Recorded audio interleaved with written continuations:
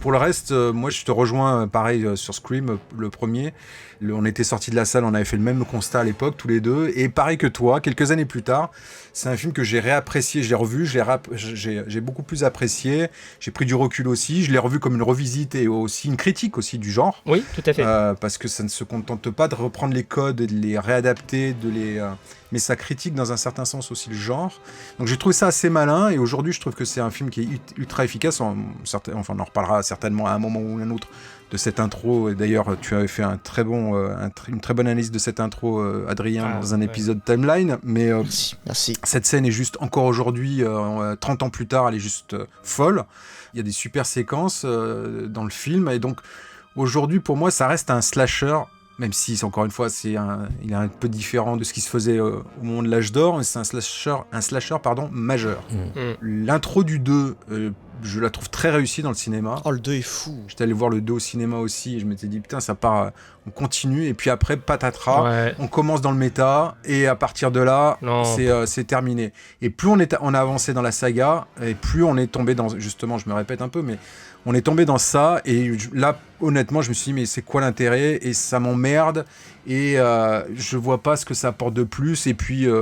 voilà, Ghostface, j'aime bien Ghostface, hein, j'aime bien cette figure qui est un peu flippante. Tu l'as dit, Adrien, la première fois que tu la vois, tu dis ouais, putain, c'est bien. Enfin, c'est à la fois flippant et pas tant que ça finalement, mais c'est malin. C'est une figure maligne d'un tueur masqué. Mais l'effet, en fait, il tombe vite finalement, et c'est une saga qui tourne vite en rond pour moi. Donc voilà. Aïe. Moi, personnellement, je suis un très grand fan du premier Scream, même si, effectivement, c'est important d'avoir le temps. C'est un film qui vraiment s'est installé dans la temporalité.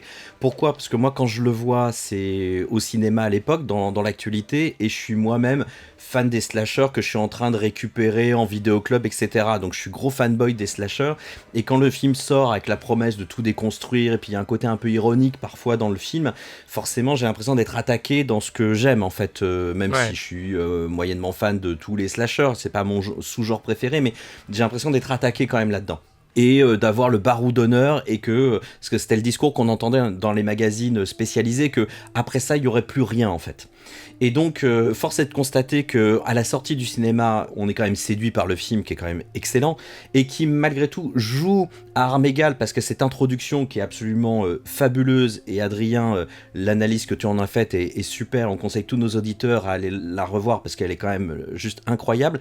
C'est que avant de déconstruire, Wes Craven quand même joue à armes égales avec les classiques du genre, sans artifice, parce que c'est une femme, une maison, un téléphone, un tueur, c'est tout. Et franchement, c'est du grand art, quoi. Il y a une maîtrise incroyable. Et effectivement, après, il y a une autre lecture. C'est un film, forcément, quand on le revoit plus tard, des années, voire quelques décennies plus tard, parce que ça date un peu, ça n'a pas tué le genre, au contraire, ça lui a redonné un nouveau souffle. Et je l'ai revu là très récemment pour préparer ce podcast, et je trouve qu'il est fabuleux, quoi. Enfin, le film, il est incroyable. Il y a juste deux choses. Moi, la limite, et je peux comprendre pourquoi j'ai été houspillé quand j'ai vu la première fois, c'est que je trouve que il est un petit peu cynique, je sais que c'était l'époque qui était comme ça, surtout par rapport à Halloween qui est utilisé comme épouvantail ou bouc émissaire du slasher, et il y a quand même des scènes dans le film où, si vous vous souvenez, les protagonistes regardent Halloween directement et puis ils se moquent, ah mais non, elle fait ça, elle devrait pas, et ils se mettent un peu à la place du réalisateur et ils ironisent beaucoup sur le film. Je trouve que c'est un petit peu la limite, quoi. Je trouve que le film se rend malin en appuyant sur un classique du genre, donc ça, même encore maintenant, je trouve que c'est un petit peu le problème, parce que ça flingue un petit peu l'original quand même de Carpenter directement. Je vous préviens, je trouve pas ça drôle du tout. Si vous continuez, j'appelle la police. Ils arriveraient trop tard. Voilà ce que c'est que d'habiter un coin paumé. Mais qu'est-ce que vous me voulez? Voir la couleur de tes tripes. L'autre chose, c'est que moi je trouve pas que ça ait fait du mal au genre, parce que je trouve quand même, avec du recul aussi, que le slasher, je vous l'ai dit au début, est un peu limité, quoi. Je veux dire, il y a toujours le tueur avec les meurtres, et puis c'est un peu toujours comme ça. Et on l'a dit, surtout avec Max, qu'on peut trouver le temps long entre deux meurtres, quoi. Et là, Scream, ça donne de la chair entre les meurtres, quoi. C'est-à-dire que c'est une manière de dire qu'on va pas faire ça sans s'étendre. La formule, elle est un petit peu rachitique. L'exploitation des vidéoclubs des années 80, ça va bien, parce qu'on découvre les effets spéciaux, prosthètiques, esthétique, machin. Il y a KNB qui arrive, des nouveaux studios, donc il y a du challenge. C'était à l'époque où on découvrait les choses à travers les meurtres, quoi. Il y avait un truc spectaculaire, mais maintenant qu'on a fait le tour, il faut proposer autre chose, quoi. Et Scream, il le propose. Donc moi, je trouve que c'est un chef-d'œuvre du sous-genre ou du fantastique. Moi, je mets ça à égalité avec Halloween, Les Griffes de la Nuit et tous les meilleurs films du genre, quoi. Oui, ça tue toi. Ah ouais, c'est super. Ceci étant dit, la suite de la franchise, moi, c'est pas possible. Le 2, à peine. Je souffre un peu, j'en ai marre. Le 3e, déjà, j'en peux plus. Et le 4e, c'est mon dernier. Et encore 4e, les 30 minutes. Je fais jamais ça, mais là, je l'ai fait. J'étais dans le cinéma, j'en avais tellement ras-le-bol, ça me gonflait tellement que je me suis barré au bout de 30 minutes, quoi, alors que j'avais payé ma place. Franchement, j'ai jamais refait ça. Et derrière, Scream, c'est fini pour moi, quoi. J'ai trouvé ça, mais nul à chier. Et là, pour le coup, j'ai trouvé ça hyper cynique, le reste de la franchise. L'assassin reproduit les meurtres d'après le film original. L'inattendu est le nouveau cliché. Et les vierges peuvent mourir. Ça veut dire que je vivrai pas plus longtemps que ces deux-là? Pour moderniser la nouvelle version, le tueur doit filmer les meurtres. Allez, vas-y si t'as les couilles. Moi, je trouve que c'est vraiment un film qui a challengé tout le monde, quoi. Ouais. Qui a challengé les auteurs de fantastique, de slasher et autres, et aussi le public. Je pense que tout le monde a grandi vraiment avec ce film, quoi. Enfin, moi, c'est vraiment le sentiment que j'ai. Et puis, encore une fois, le temps fait son œuvre, quoi. On est là, je ne sais combien d'années plus tard, plus de 20 ans plus tard, presque 30. Et Ghostface est rentré au panthéon du cinéma fantastique. Ça a touché toutes les générations, parce que ça a touché aussi les enfants qui se déguisent comme le meurtrier du film pour Halloween, alors que c'est pas des films de leur âge et c'est peut-être pas un film qu'ils ont vu, mais ils connaissent aussi la silhouette du tueur. Enfin, je veux dire, ça devient incontournable. On ne peut pas nier le fait que Scream maintenant est au même niveau que les autres films, quoi. Enfin, c'est connu du monde entier, quoi. Enfin, de tout le monde, quoi. Tu soulèves un truc, je trouve, il y a vraiment une histoire générationnelle. C'est-à-dire que moi, quand je commence à mater ces films-là, il y a déjà Scream 4 je crois que Scream 4 est en train de sortir. Tu vois, et dans ma tête, à cette époque-là de mec qui n'y connaît rien, pour moi Scream c'est genre 1000 fois plus connu que Halloween, que même Freddy, etc. Même si j'avais entendu parler de Freddy. Et du coup, moi je sais que, je sais pas si c'est ça qui a joué, mais moi le 2 et le 3 je kiffe. Alors, plus le 2, mais c'est pas au même niveau que le premier, je suis d'accord, mais c'est largement au-dessus du panier de tous les slashers qu'on a cité, à part les gros chefs-d'œuvre des années 80, quoi. Donc je pense qu'il y a vraiment un truc générationnel, et vous l'avez pris peut-être comme une attaque ou comme un truc cynique, etc. Moi, j'ai plus vu ça comme un hommage. Non, pas comme une attaque. En tout cas, moi, enfin, je sais pas, Mick, toi, à l'époque, mais on l'a pris comme... qu'est-ce que ça apporte de nouveau, en fait ? Ouais. Je parle de l'époque cinéma. C'est après, comme je le disais, c'est qu'on l'a analysé différemment et avec plus de recul et de maturité. Mais oui, alors, je te rejoins aussi sur le côté générationnel. Bien sûr que l'impact n'était pas le même et que forcément, on se l'est pas pris de la même façon dans la tronche quand on s'est pris des Halloween ou des Vendredi 13 ou autre chose à notre époque. Ça fait vieux con de dire ça, mais c'est le cas. Mais après, là, pour le coup, et décidément, je vous rejoins tous les trois, puisque là, je rejoins Eric. Aujourd'hui, en 2025, tu peux mettre Ghostface à côté de Michael Myers, à côté de Jason, à côté de Freddy, voilà.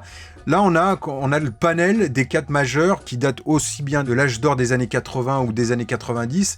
On peut les mettre sur le même niveau pour moi aujourd'hui, même s'il y a différentes grilles de lecture pour chacun, etc., mais je les place au même niveau finalement. C'est intéressant parce que en fait, Ghostface, la personnalité iconique, ils ont vraiment cherché à avoir un masque qui soit bluffant tout de suite en entrant. C'est-à-dire que si vous cherchez sur la toile, vous allez trouver des croquis qui ont été faits avant la confection du masque que l'on connaît, où ils ont cherché à avoir quelque chose de très presque cartoonesque, avec des yeux exorbités, des trucs, pour qu'à chaque fois qu'ils surgissent dans le champ, il y ait quand même quelque chose d'assez saisissant, quoi.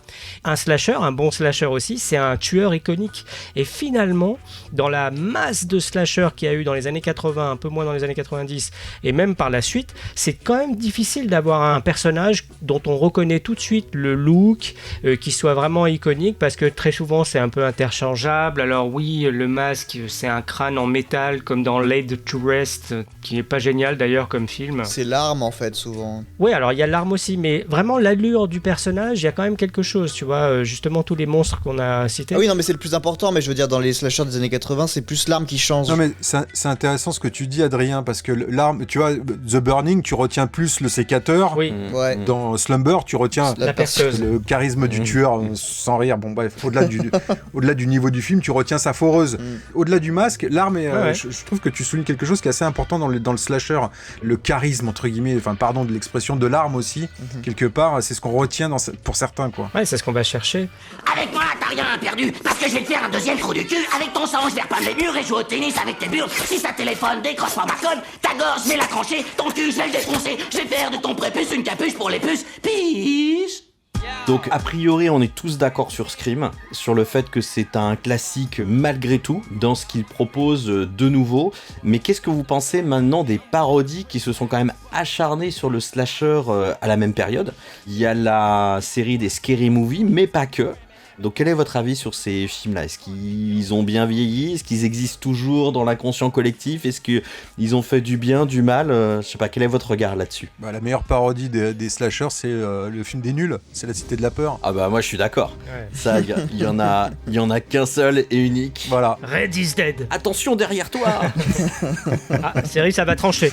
Mais là, c'est générationnel. Ouais. Rien ne peut nous arriver d'affreux maintenant. Enfin, c'est génial quoi. C'est marrant parce qu'il y a le décor de la cabane d'Evil Dead.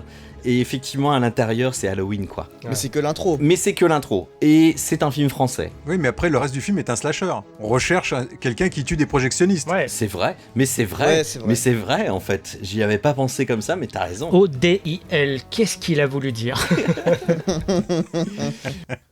Meurs, pourriture communiste. Après le film des nuls, enfin on est fan des nuls quoi, mais bon ça reste du cinéma français donc la portée est moindre parce que c'est le genre de film qui peut pas s'exporter après ailleurs et comme le slasher est très américain, donc ça pour nous c'est notre film doudou. Et les Scary Movie, vous en pensez quoi ? Moi je pense qu'encore une fois ce que je veux dire c'est vraiment générationnel, moi j'adore, j'ai découvert du coup avec ça, mais en fait je pense que pour moi Scary Movie c'est y a-t-il un pilote dans l'avion pour vous ? Aïe aïe aïe. Moi je saigne. Là il va y avoir des problèmes là. C'est l'équivalent. Oh là j'ai mal là. Tiens, pour moi c'est vraiment culte. Moi je saigne. Moi Scary Movie je trouve ça très bien, le 2 j'adore, Oh là là. j'ai fait des références à ça toute mon adolescence. Et je pense que plus de gens de ma génération ont vu Scary Movie que Scream. C'est fort possible. Largement. Ouais. Parce que ça vulgarise les règles. Ouais. Voilà. Scary Movie, c'est pipi caca, quoi. Je comprends les rêves de ta génération, tout ça. Je peux comprendre, il n'y a pas de problème. Moi, c'est pas les miennes et encore, je les connais. Hein. J'ai jamais été perdu, mais c'est tellement bas de plafond, mais dans le genre pipi caca tout le long que moi, ça m'horripile en fait. C'est tellement, c'est tout sauf subtil. Non, quoi. Pardon. Non, mais t'excuses pas, je me pignole pas dessus, mais moi ça me fait rire. On a énervé Max, ça y est là. Si vous pensiez que la terreur allait s'arrêter, si vous avez cru que le cauchemar était fini, vous aviez raison. C'est quoi ce bruit ? Oups, j'ai pété. Je croyais que ça s'entendrait pas. Moi, je l'ai revu quand même, hein. Je me suis sacrifié. Hein. Sacrifié. Je l'ai revu là très récemment. Ça faisait longtemps que je l'avais pas revu. Je l'avais en DVD et je sais pas si vous vous souvenez, c'était les débuts des DVD qui étaient hyper alambiqués. Donc pour aller dans le menu, c'est bourré d'animation. Il y a des gags dans le menu qui nous est kiffé au début du DVD. Là, c'était hyper chiant pour trouver le film. Bon, voilà, fin de la parenthèse. Et en fait, j'en avais des souvenirs en fait des meilleures scènes avec le tueur qui était caché derrière le canapé. On voit ses pieds. En fait, j'avais le souvenir des meilleures scènes qui parodiaient plus ou moins Scream, voire qui les reprenaient intégralement, parce que des fois il n'y a pas trop de boulot de comique. Ouais. Quand Max dit que c'est pipi caca, moi je me permets de dire que c'est pipi caca dans les meilleurs moments, parce qu'en fait j'avais oublié à quel point c'était super grossier, vulgaire, aussi. Et puis c'est super misogyne et c'est super masculiniste quoi. C'était pas les termes qu'on utilisait à l'époque, mais franchement les deux ressorts comiques principaux, c'est un mec qui a une petite bite et un autre qui est gay refoulé. Et il y a quasiment tous les gars qui vont converger sur ces deux trucs-là, quoi. Et il y a pas de lecture particulière. C'est juste parce que le mec, il est homo et le mec, il a une petite bite, quoi. Point. Oui. En fait, c'est marrant, j'avais jamais vu que c'était problématique en fait. Là, maintenant que vous le dites, c'est obvious. Ouais, bah oui, c'est normal. Mais en fait, je suis tellement habitué que moi ça me paraît à la base, alors que oui, effectivement, quand j'y repense, c'est très chaud. Bah, tu vis exactement ce que nous on a vécu quand on a commencé à nous faire remarquer que c'était problématique, certains giallo, certains trucs comme ça. Et puis moi, ce qui m'a marqué, c'est que c'était, à le revoir maintenant, c'est que c'est pas bien réalisé, bah c'est oui, moche, c'est ça. Et c'est marrant parce qu'à l'époque, je trouve que ces films-là ont vraiment fait du mal au fantastique. Oui. C'est-à-dire, c'est vraiment, ont pris des scènes parfois telles quelles et les ont tirées vers le bas, quoi. C'est vraiment de la tête sous l'eau, quoi.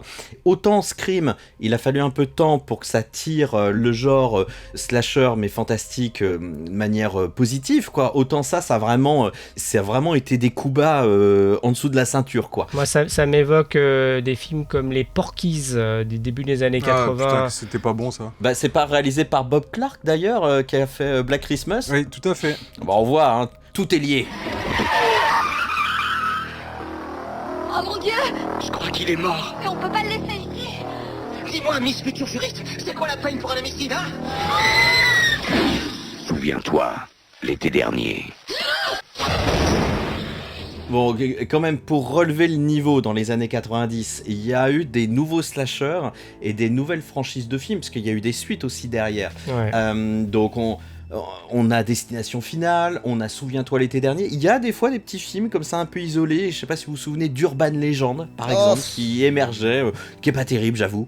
Je l'ai vu au cinéma. Mais je sais pas, qu'est-ce que vous pensez de ces films qui sont quand même arrivés? Il y a eu des propositions quand même dans les années 90, en plus des Scream et compagnie. Alors, moi, Souviens-toi l'été dernier, c'est très compliqué quand même. Là, c'est encore Kevin Williamson qui est derrière, mais on n'a pas le talent de Wes Craven, et peut-être qu'il n'y a pas la bonne rencontre du sujet avec le film, tout ça. Il y a une tentative d'un meurtrier un peu iconique, là, avec sa capuche et son crochet, etc. Ça marche un peu, mais on est quand même dans une division au-dessous. Enfin, les personnages sont pas vraiment attachants. Il y a quelque chose qui fonctionne pas. Je sais pas, moi j'ai vraiment du mal avec les Souviens-toi. Moi, Souviens-toi l'été dernier, quand je le mate, je me dis ok, super, je l'ai maté genre il y a 2-3 ans. Ouais. Je me dis super, je suis à la bourre sur ce film, Williamson et tout, je vais me faire un Scream bis.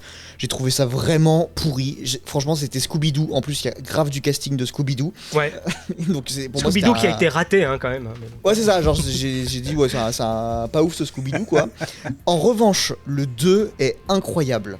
Voilà, on n'en parlera pas forcément plus parce que voilà, mais pour le coup c'est plus méta encore, mais c'est malin et franchement j'ai trouvé le 2 vraiment, peut-être pas 20 sur 20, mais ça m'a scotché à mort. Et je pense que vous l'avez pas forcément vu parce que vu que le 1 est pourri, vous vous êtes dit bah je vais pas y aller. Voilà. Ouais, pareil. Et en vrai, il y a un truc à faire. Franchement, j'ai trop. Maintenant que je voulais hyper de fou, voilà, moi je m'attendais à une merde donc je l'ai quand même acheté en 4K. J'étais dans une folie. J'ai pas aimé le premier. Je me suis dit, j'ai pris édition collector machin. Et bah je ne regrette pas. C'était vraiment très bien. Voilà, c'est tout pour moi sur cette saga. Souviens-toi l'été dernier, 2. Le cauchemar continue. Ouais, moi je me suis arrêté au premier, que j'ai revu l'année dernière. La première fois que je l'avais vu, j'avais pas de... ça m'était passé comme ça. En le revoyant l'année dernière, ça m'a fait pareil. Par contre, je me suis fait la même réflexion que toi. Je me suis dit, tiens, c'est le casting de Scooby-Doo. Donc quelque part aussi, ça m'a cassé un peu le truc. Bah oui. Mais ouais, voilà, j'ai pas trouvé ça d'un intérêt fou.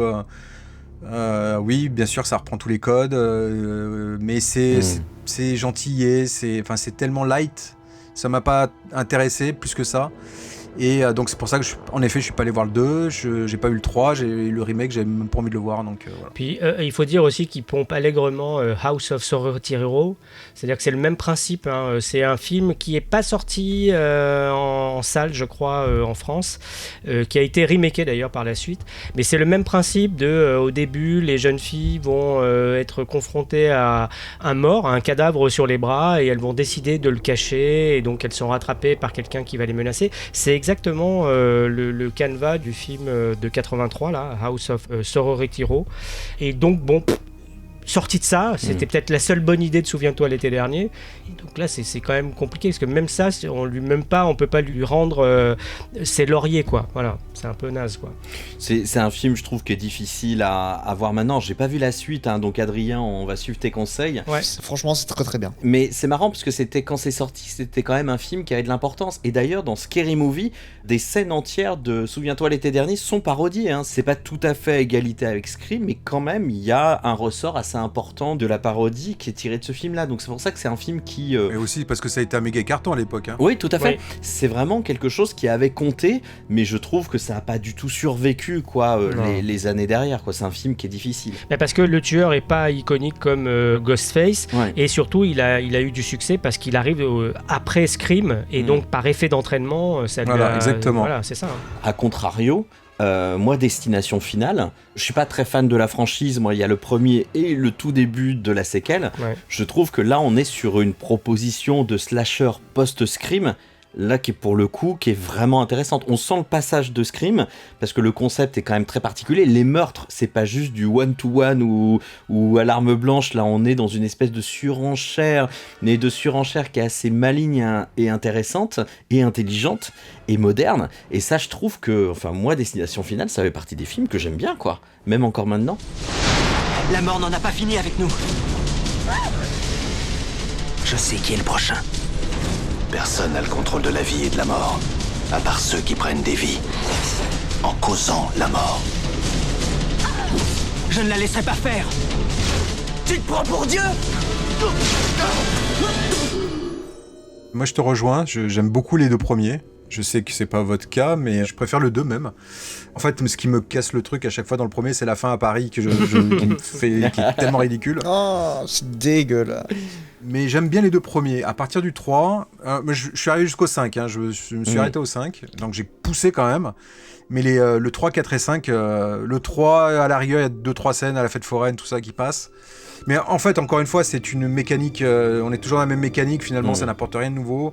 Même si dans le 5, il y a des refs au premier, on essaie de raccrocher les wagons avec le premier, bon bref, mais c'est fait de manière tellement artificielle et maladroite que ça n'a aucun intérêt. Et donc voilà, après, au bout d'un moment, le concept était fort, en effet, d'avoir le boogeyman ultime qui est la mort.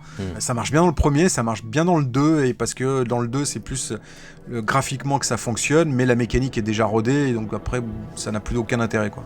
Après, apparemment, visiblement, le dernier qui est sorti il y a peu de temps que je n'ai pas vu, plutôt bonne presse, pourquoi pas.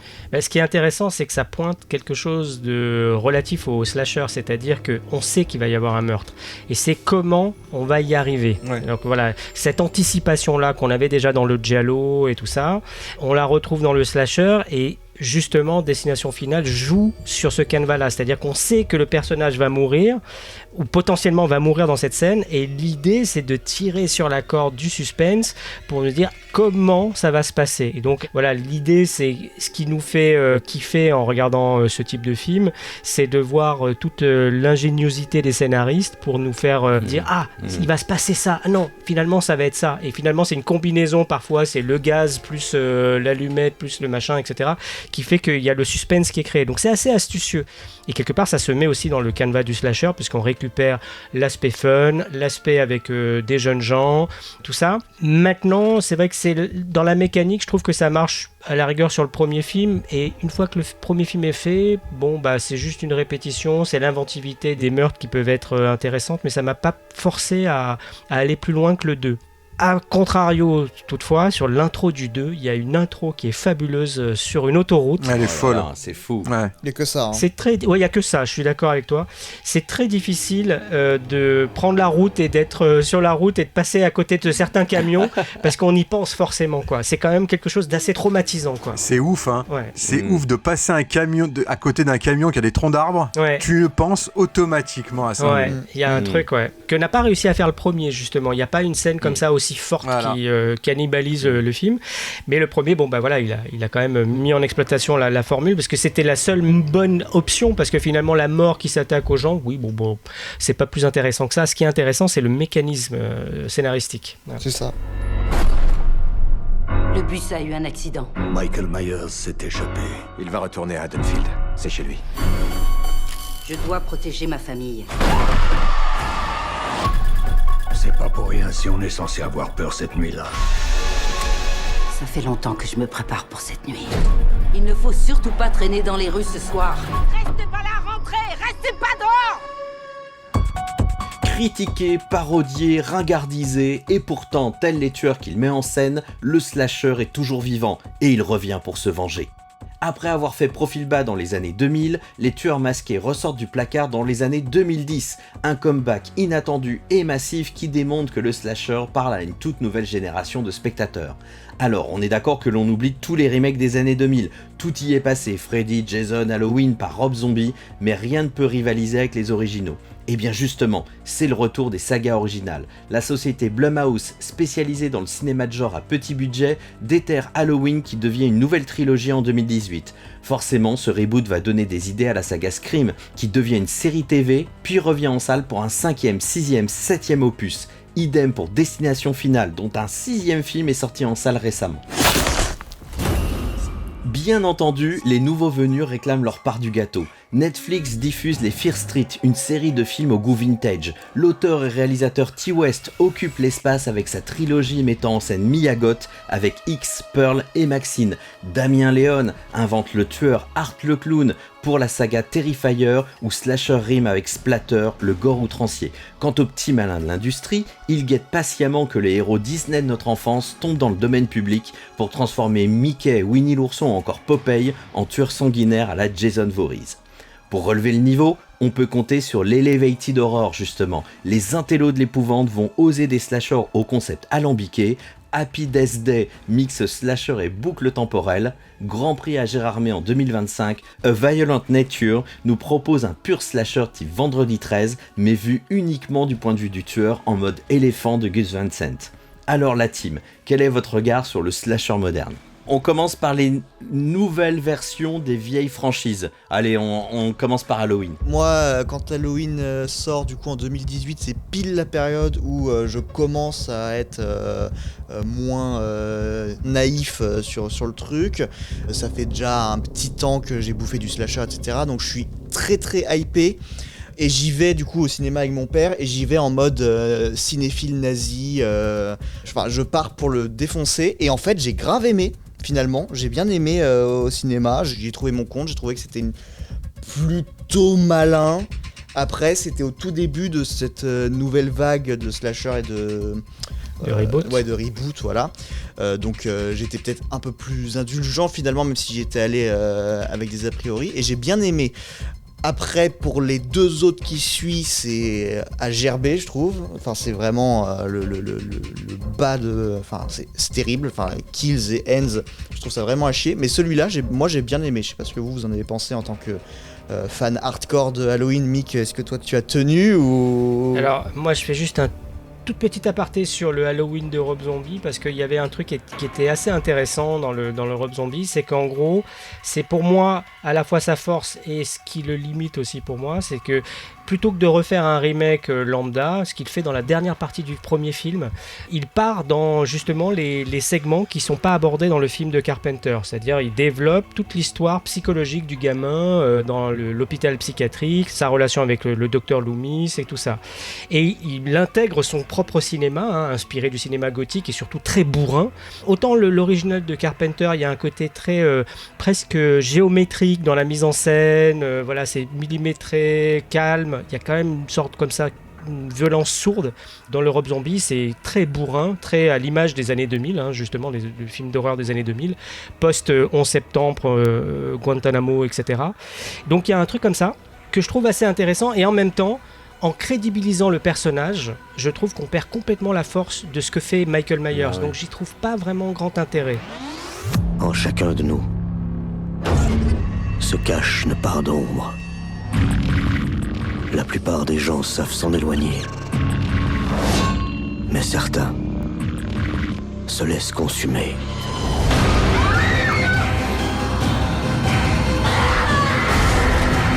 Rob Zombie nous livre une vision extrême de la terreur et réinvente la légende.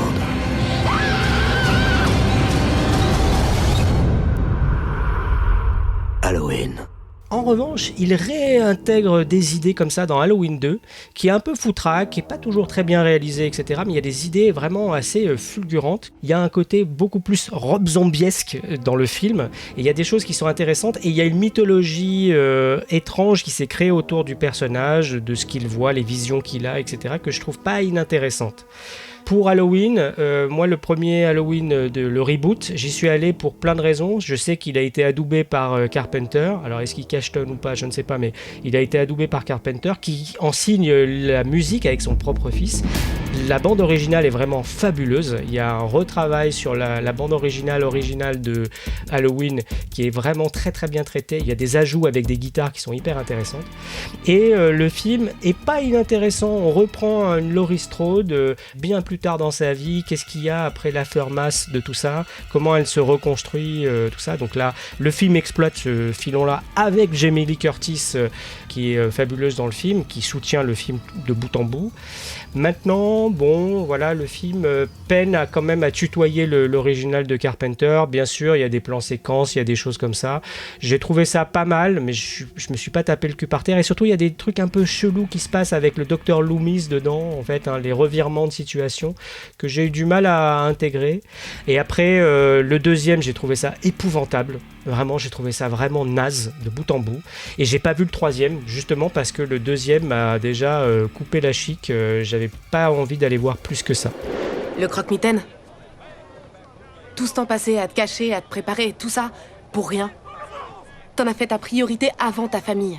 D'ailleurs, ça t'a coûté ta famille. Si la façon dont j'ai élevé ta mère a fait qu'elle me déteste, mais qu'elle est préparée à affronter les horreurs de ce monde, alors ça me va. Dis adieu à Michael et tourne la page.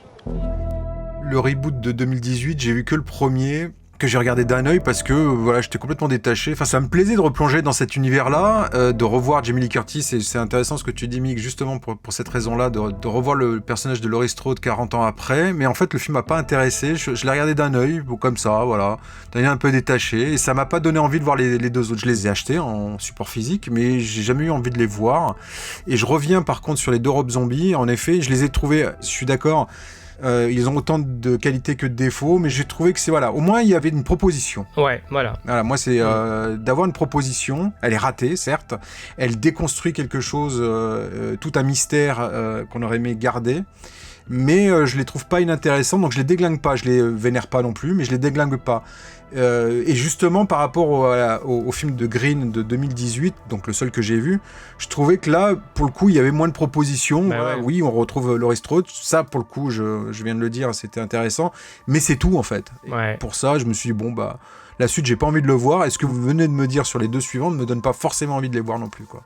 Et toi, Eric ? Moi, je suis pas fan de tout ça. Alors, effectivement, un petit mot sur le remake d'Halloween, parce qu'on avait dit qu'on évacue les remakes, mais c'est vrai que ça mérite qu'on s'y attarde 12 secondes et demie, pas plus, parce que tous les autres remakes de Freddy, tout ça, pour moi, c'est même pas possible. Ah ouais. Mais Rob Zombie, oui, il y a une proposition. Personnellement, je suis pas fan. Ça fait illusion sur le premier, le deuxième, j'ai détesté.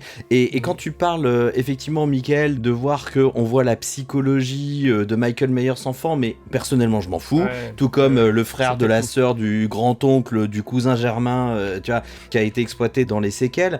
Mais c'est en plus, tu l'as dit, c'est contradictoire avec ce qu'incarne Michael Myers, c'est-à-dire la figure du mal absolu, quoi. Donc, qu'il ait été traumatisé dans sa petite enfance, enfin, je veux dire, c'est un contresens. Et je trouve, moi, personnellement, que Rob Zombie, c'est un réalisateur qui est très surestimé. Il a fait illusion sur ses premiers films, qui étaient pas mal du tout, mais après, je trouve que c'est... enfin, je me suis totalement désintéressé de son cinéma passer les remakes d'Halloween. Donc ce qui nous ramène à la trilogie là de Blumhouse, moi personnellement je suis pas fan. J'ai essayé de voir le premier, mais comme Max, d'un œil et encore d'un demi-œil, tellement ça m'intéresse pas, tellement le concept de voir moi la vieille Final Girl des années après, moi je vois, parce que si on regarde pareil ce qu'ils ont fait avec Massacre à la tronçonneuse, avec Netflix et tout, c'est toujours le même truc, on va chercher le vieil acteur, la vieille actrice, histoire de faire fanboy, c'est toujours la même chose, c'est toujours la même recette, c'est l'espèce de caution. Ouais, la caution. Et donc t'as le petit vieux, la petite vieille qui vient payer ses factures en faisant ça avec toujours la même phrase, ça fait tant de temps que je t'attends, ça fait 20 ans, 40 ans attends, c'est toujours le même truc. Et très sincèrement, en fait, quand je vois ça, c'est peut-être très bien pour une nouvelle génération, et c'est sûrement des films de qualité, mais c'est là où il y a un moment donné, il faut se positionner sur ce que j'appelle l'obsolescence programmée, quoi. Et a priori, quand on fait un podcast qui s'appelle Retour à l'écran, on se positionne contre l'obsolescence programmée, sur le fait que les films ne vieillissent pas tant que ça, et même si des fois ça demande un certain effort pour voir des films qui sont vieux de 30 ans, 40 ans, 50 ans, mais il y a un moment donné, ils ont de la valeur, quoi. Et de se dire que ces films-là sont trop durs à voir pour une nouvelle génération, donc on fait table rase et on les refait, machin, moi j'ai un problème avec ça. Donc effectivement, John Carpenter à la musique avec son fils, la BO est super, ça fait plaisir de revoir Jamie Lee Curtis, mais au-delà de ça, moi personnellement, ça m'intéresse pas. Je suis désolé, c'est sûrement bien, mais ça ne m'intéresse pas, quoi. J'ai pas envie de voir ça, quoi. Donc moi j'ai un vrai problème, quoi. Boum. Voilà. Allez, salut.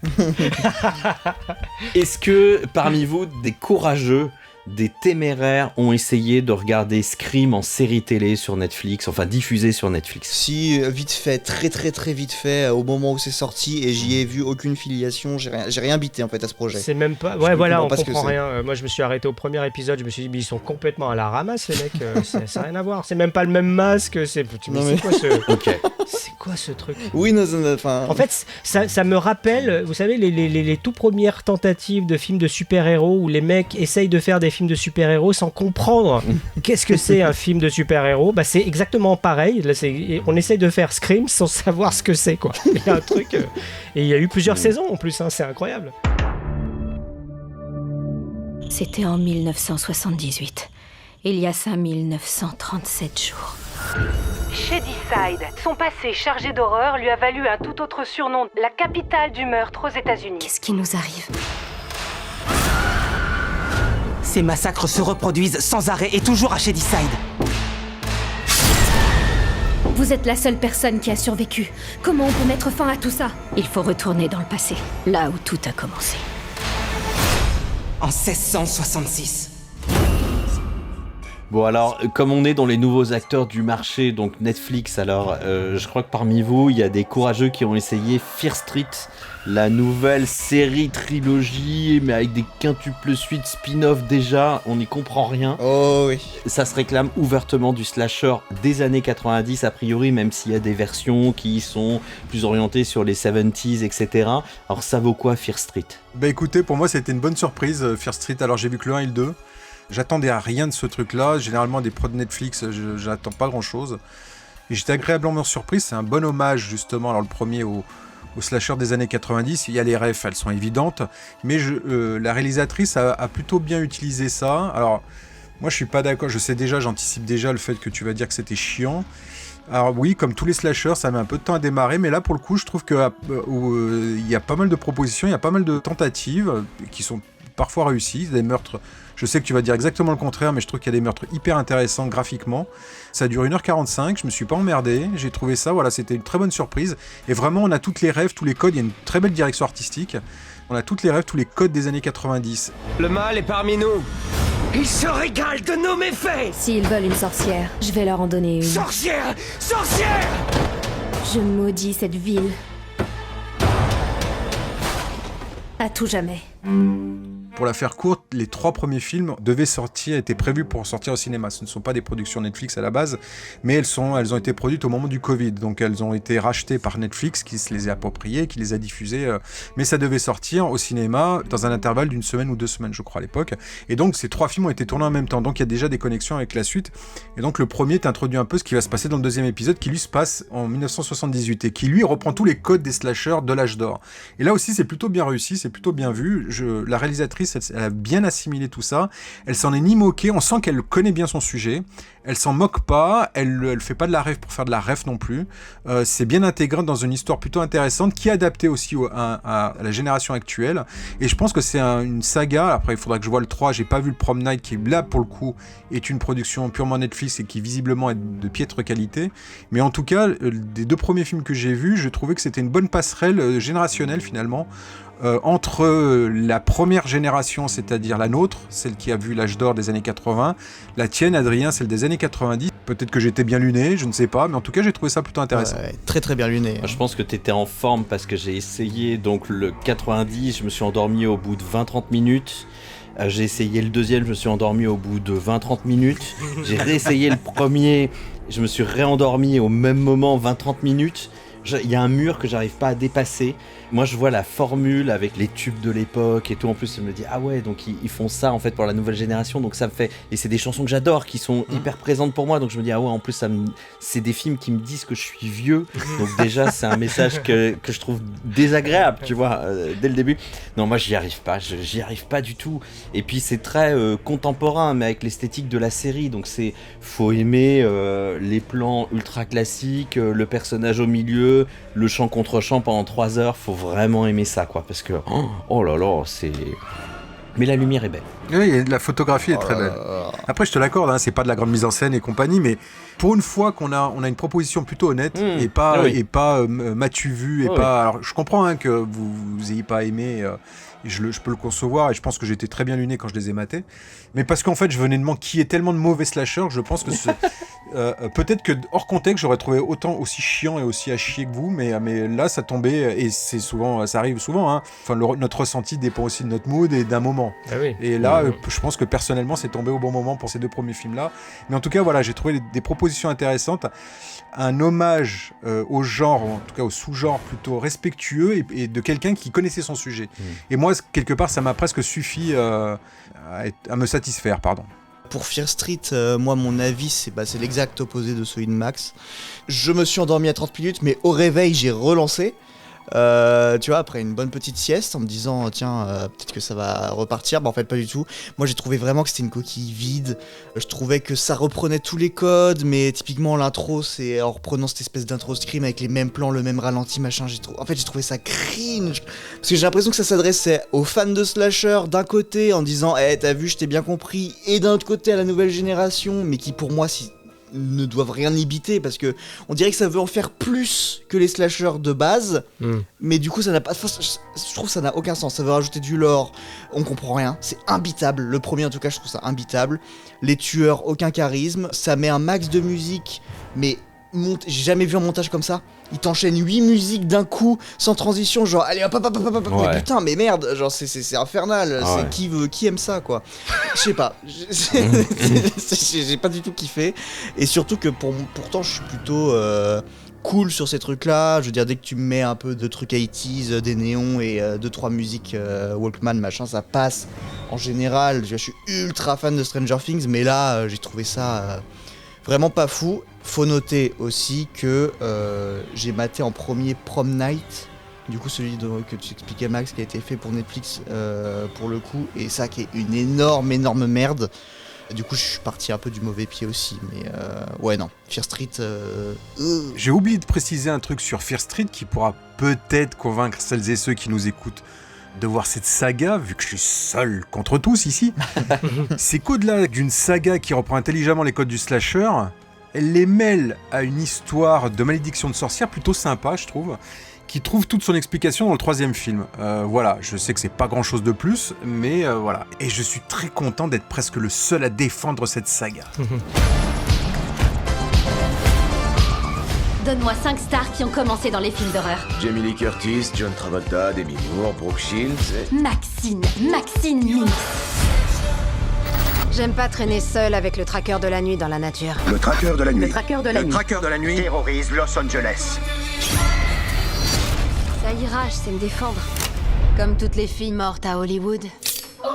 Alors, une saga, on devrait dire une trilogie pour l'instant qui hype beaucoup les fans de Fantastique, c'est la trilogie T-West avec Mia Goth, avec X, Pearl et Maxine. Vous, est-ce que vous avez vu ces films-là et qu'est-ce que vous en avez pensé ? Moi, je les ai vus dans l'ordre du coup. Je pense que j'ai découvert X un chouille après sa sortie et après j'ai vraiment enchaîné les 3. Moi, je trouve ça trop bien. Je trouve ça vraiment génial. Surtout X, que je trouve vraiment au-dessus du lot. Je trouve que au contraire, ça... Pire. Je trouve que au contraire de Fear Street, ça a digéré ses références et ça nous propose un truc... pas. Ah, mais si, ça nous propose un truc qui peut nous plaire quand on est vraiment accro au genre, etc. Pearl, je suis un peu moins fan, même si je trouve que la DA est... c'est le meilleur des 3. Putain. Moi, je trouve que Pearl, la DA est belle, mais qu'il est plus faible. Voilà, et Maxine, je l'ai vu au ciné. J'avoue que quand je suis sorti du ciné, j'ai vraiment kiffé, parce que ça m'a bien parlé, c'est vraiment l'esthétique que j'aime, patati patata. Mais c'est celui, quand j'y repense, qui est peut-être le plus faible, maintenant, après coup. Je trouve qu'il est moins... il m'a moins marqué, mais pourtant c'est censé être celui qui me botte le plus et c'est celui que j'ai préféré voir. En tout cas c'est le seul que j'ai vu au ciné, mais c'est celui que j'ai préféré voir. Mais voilà, après coup je dirais X, Pearl et Maxine dans l'ordre de sortie en fait finalement. Ouais, moi j'ai bien aimé, je trouve ça bien, je trouve ça assez bon, mais j'arrive à comprendre pourquoi vous aimeriez pas, mais par contre si Max a aimé Fear Street, t'as pas le droit de pas aimer la trilogie là. Non mais je peux comprendre X, mais voilà X en fait je vois il y a les refs, il y a tout ça, machin, mais j'ai trouvé ça du tellement plat. On sent que le budget est quand même tout rikiki. Moi, j'ai trouvé ça chiant, pas surprenant, pas fun. Le côté boulard. Bref, ça m'a pas intéressé plus que ça. Pearl, je trouve ça beaucoup plus intéressant, justement, cette histoire de danseuse qui n'a pas pu... Enfin, tout le contexte, en fait, là, pour le coup, il y a beaucoup de fond. Et complètement différent. Là, pour le coup, ce qui est bien dans cette trilogie, même si je suis pas très fan de cette trilogie, on a 3 univers différents. Et j'ai trouvé cet univers-là et le fond de ce film-là beaucoup plus intéressant. Je le mets pas dans mes top films, loin de là, mais j'ai trouvé ce film-là plutôt intéressant. Et le troisième, dans la forme, forcément, je kiffe. T'as toutes les refs années 80, t'as un générique qui commence avec un morceau iconique de ZZ Top. Enfin voilà, dans la forme, tout est génial. Mais il y a rien derrière. Il y a rien. Oui, on retrouve l'univers des années 80, le côté crasseux de Los Angeles, le milieu du porno, le milieu du film d'horreur des années 80. Il y a tout le crasseux qu'on pouvait avoir dans certains films de Abel Ferrara, notamment dans les années 80, qui était plus à New York pour le coup, mais je sais pas pourquoi j'ai pensé à ça. Mais derrière ça, il y a tellement rien, ça raconte rien. Enfin, moi, j'ai pas trouvé ça intéressant, quoi. Alors, dans la forme, ouais, putain, j'ai pris un gros kiff de forme, en fait. C'est que la forme, Maxime. Donc, pour moi, c'est une trilogie assez inégale. Mais c'est fun, toi qui aimes le fun. Bah non, je l'ai pas trouvé fun, en fait. Le premier est pas fun, le deuxième est, là, pour le coup, est bien, mais c'est pas une question de fun, mais c'est pas tellement un slasher finalement, c'est oui plus ou moins, enfin je sais pas, mais en tout cas je l'ai pas vu comme ça moi, mais j'ai trouvé intéressant dans ce que ça racontait sur le parcours de cette femme finalement, de cet ancêtre finalement. Et le dernier, voilà, je l'ai déjà dit, c'est un gros kiff de forme, mais c'est absolument tout quoi. La fille du fermier, prise 1. Il faut que je sois célèbre, Wayne. Tous les meilleurs le sont. Il y a personne d'autre qui est comme toi. Tu sais pourquoi? Pourquoi? Parce que t'es faite pour être une star. Moi personnellement, T West, je suis pas du tout fan de ce gars. Moi je trouve que c'est vraiment du bling bling. Enfin je sais pas, c'est vraiment le gars, il a la saveur du cinéma des années 80, etc. Et puis en fait, je le trouve pas particulièrement brillant. Moi j'aime pas trop ce qu'il fait. Donc moi la trilogie, j'y allais moyennement. J'ai plutôt bien aimé X. Alors que j'adore le pitch, il y a un petit côté massacre à tronçonneuse comme ça. Bon après, effectivement, ça devient très classique voilà. Et avec des choix, parce que Mia Goth fait plusieurs rôles très maquillés, donc on se demande pourquoi, etc. Alors ça a du sens avec toute la trilogie derrière, mais quand tu regardes un premier film, tu te demandes. Donc bref, ça m'a un peu gâché, j'ai trouvé ça plutôt sympa à regarder. Bon, moi je me suis pas endormi, c'est déjà pas mal. Moi, Pearl, qui est vanté comme étant le super film, Mia Goth, elle est géniale dedans, ça c'est vrai, c'est une super actrice et on sent qu'elle a un rôle fort, mais j'arrive pas à m'y intéresser. Je sais pas quoi vous dire. Moi j'aime pas ça. Moi j'ai l'impression de voir de la contrefaçon. J'ai l'impression de voir un film qui vient de Shine ou de chez Wish. Je sais pas quoi vous dire. Il y a un truc. Dans la texture même du film, formellement, il y a un truc qui est lisse, qui est électronique, qui est, je sais pas, qui est en mode pilote automatique. Je trouve que ça n'a pas d'âme, quoi. Je sais pas comment le dire autrement. X un peu plus, mais Pearl déjà, je vois la formule. Moi, j'y arrive pas. J'ai un blocage avec ça. Donc, j'ai vu Pearl en me pinçant pour pas m'endormir jusqu'au bout. Il y a un très beau plan final cadré sur le visage de la comédienne. Ça tombe bien, c'est la photo qui a été exploité à des fins commerciales, marketing un peu partout sur les affiches. Voilà, moi c'est pas un grand souvenir et j'ai pas testé Maxine parce qu'en plus il paraît que c'est le moins bon quoi, donc autant dire que moi j'ai très très peu de chance d'adorer. Donc ouais, moi je vois le produit marketing là-dedans quoi, je vois le gars, le T West qui occupe un espace un peu libre maintenant que les vieilles gloires ne tournent plus parce que les gens sont trop vieux ou certains sont morts comme Wes Craven, que la nouvelle garde fait un peu autre chose. Le mec il occupe le terrain, moi je vois vraiment du produit marketing là-dedans quoi. Alors moi, sur Ti West, je suis plutôt friand de son travail. Alors House of the Devil, il y a un truc qui m'avait bien plu lorsque je l'ai découvert, c'est... en fait, il n'y a rien dans le film, parce que le film est fait pour une bouchée de pain, mais en gros, il joue sur l'attente, c'est-à-dire il va se passer quelque chose, et c'est le regard, c'est la position de la caméra qui fait que ça génère de l'attente. Je comprends tout à fait qu'on puisse trouver ça chiant, mais j'avais trouvé ça hyper intéressant, et après, dans la dernière partie, évidemment, il révèle les tenants et les aboutissants de son récit, bien sûr. Ensuite, Innkeepers, moi, c'est un film de fantôme que j'avais trouvé vraiment super bien. Je sais qu'il n'a pas bonne presse et tout ça, mais moi, je le trouve vraiment hyper intéressant. Les personnages sont attachants, il n'y a pas grand-chose. Pareil, on tire sur la corde, sur des zones de suspense. Je trouve que c'est plutôt bien fait. Je l'avais vu en salle au pif. Et donc je garde un bon a priori de Ti West. On m'avait fait tout un foin sur le premier, sur X, et donc j'étais hypé, mais je ne l'ai pas vu en salle, je l'ai découvert après, et j'ai trouvé que bon, ça sent fort quand même Massacre à la tronçonneuse, un peu trop, et donc il y a quand même beaucoup de films, je pense au film de Duvel, ce que j'aime beaucoup, tout ça, mais voilà, il y a beaucoup de films qui ont utilisé le ressort Massacre à la tronçonneuse et le côté poisseux dans l'image, etc. Donc c'est pas que ça m'a gonflé, mais c'est que bon, j'y allais un peu à reculons. Mais j'ai trouvé que la première partie était très intéressante, le tournage du film porno qui dérive avec la jeune fille prude qui sort avec l'ingé son et puis qui finalement est tentée par l'aventure, etc. Et le mec réagit parce qu'il dit bah attends non tu peux pas, t'es ma copine, etc. Donc là il y a une zone intéressante narrative. Ça c'est le meilleur. Ouais. Ça je trouve ça super intéressant. Et la deuxième partie, j'étais moins convaincu. Je trouve que ça rentre sur des rails. Il y a une histoire avec un maquillage de vieillissement que je trouve pas forcément réussi pour le coup. Il y a quelque chose d'intéressant qui se passe lors d'une scène avec justement le personnage qui est maquillé et un autre personnage qui ne l'est pas. Et en fait, c'est joué par la même personne et donc je trouve ça assez intéressant. Et ce qui est raconté est assez intéressant, mais malgré tout, ça va pas au-delà. Donc ça m'a pas forcément plus hypé que ça. C'est-à-dire que ça s'est un peu effondré au fur et à mesure du visionnage. Et ensuite, j'ai pas vu Pearl et j'ai pas vu Maxine. Et Maxine, c'est celui qui me chauffe le plus en fait. Je pense que je les verrai d'un bloc. Mais pour l'instant, je peux pas en dire bien plus. Voilà. Ouais, te mets pas la rate. Je pense, franchement. Bon, il y a une saga qu'on n'a pas abordée encore et je pense qu'il va y avoir bagarre. Ouais, je pense. C'est la saga Terrifier de Damien Léon. Moi, en fait, les Terrifier, j'ai vu... je voulais pas les voir, déjà. Donc, je me suis sacrifié pour nos auditeurs et pour cette émission. J'ai vu le 2. C'était celui-là que j'avais sous la main. Et aussi, le fait que c'est aussi avec le numéro 2, je pense qu'il y a toute une hype qui s'est fait. Il y a eu un très gros succès. Le film est sorti en salle de manière limitée en France et a eu un succès extrêmement surprise, quand même. Donc, c'est là où il y a une grosse hype qui s'est fait. Et j'ai l'impression que le 2 marque quand même, c'est un pivot dedans. Donc j'ai regardé celui-là, 2h30, ouais. Le film gore, sans scénario, un peu bas de caisse, je me suis dit, on va peut-être pas y arriver. Alors en 2 fois, certes, mais j'ai réussi à le voir. Effectivement, ce que ça nous promet, on l'a et on n'a pas beaucoup plus. Donc il y a un tueur qui tue de manière aléatoire des gens.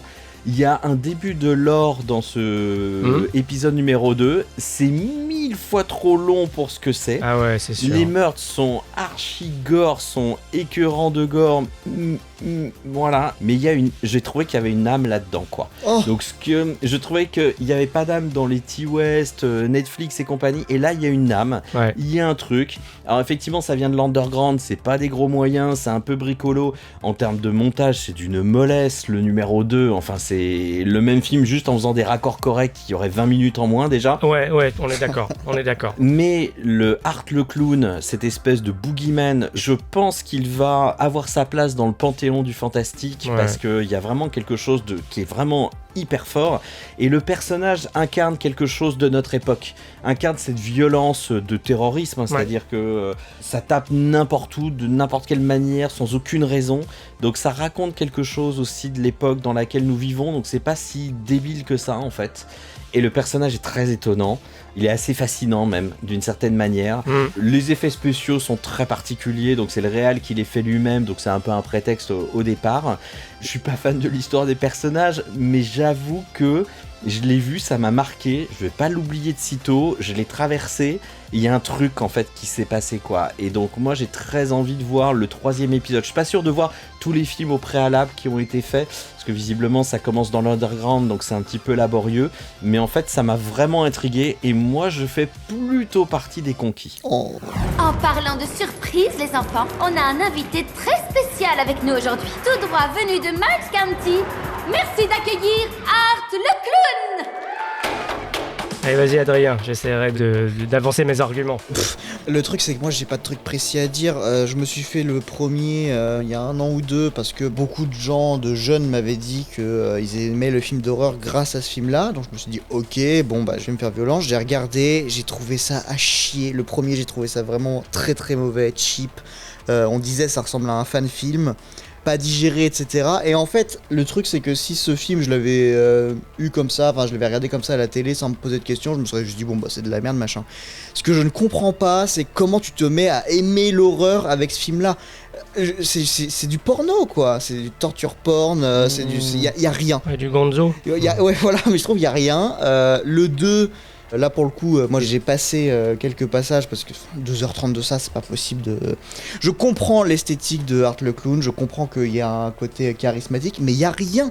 Et je me demande si vous avez pas aimé parce que vous vous êtes mis en condition de vous dire alors, il y a quelque chose à comprendre parce que les gens ont aimé, donc qu'est-ce qui machin. Mais franchement, tu le regardes comme ça sans te prendre la tête, je pense que tu chies dessus, quoi. Non, je l'ai pas regardé comme ça. Je sais pas, mais Non, je l'ai pas regardé comme ça, moi. J'ai pas... Ou alors peut-être qu'il fallait le traverser, peut-être qu'il fallait pas faire avance rapide sur certains moments, mais moi j'ai trouvé fan film, etc. Et en fait, ça me fait penser à... Je sais pas si ça vous parle, si je parle de Kung Fury. Oui, on voit très bien. Pour moi, c'est ça. Bah, explique peut-être pour les auditeurs. Alors, parce ouais. que... Kung Fury, c'est un court-métrage, très 80s, parodie 80s d'un jeu vidéo, machin. C'est full second degré avec tout ce qu'il y a dans les 80s. Enfin, il y a un mec qui chevauche un T-Rex avec sur une espèce de matrice. Enfin, c'est une parodie hommage années 80, mais ça marche, c'est marrant, vite fait, parce que c'est très très court. Ouais. C'est un concept, mais me taper ça sur 2h30. Non, vraiment, j'ai pas du tout accroché, mais je suis très curieux de savoir ce que vous y trouvez, parce que toi, Mick, tu as décelé à force. Moi, en fait, il y a à la fois le parcours du mec qui m'intéresse et l'évolution des épisodes. C'est-à-dire que j'y suis allé, mais vraiment à reculons aussi. J'avais vraiment pas envie de voir ça. Et en fait, j'ai pas vu le Hallows' Eve, qui est en fait le premier film qui compile les premiers courts-métrages de Damien Leone, etc., qui a déjà introduit le personnage de Art le Clown. J'ai vu directement Terrifier 1.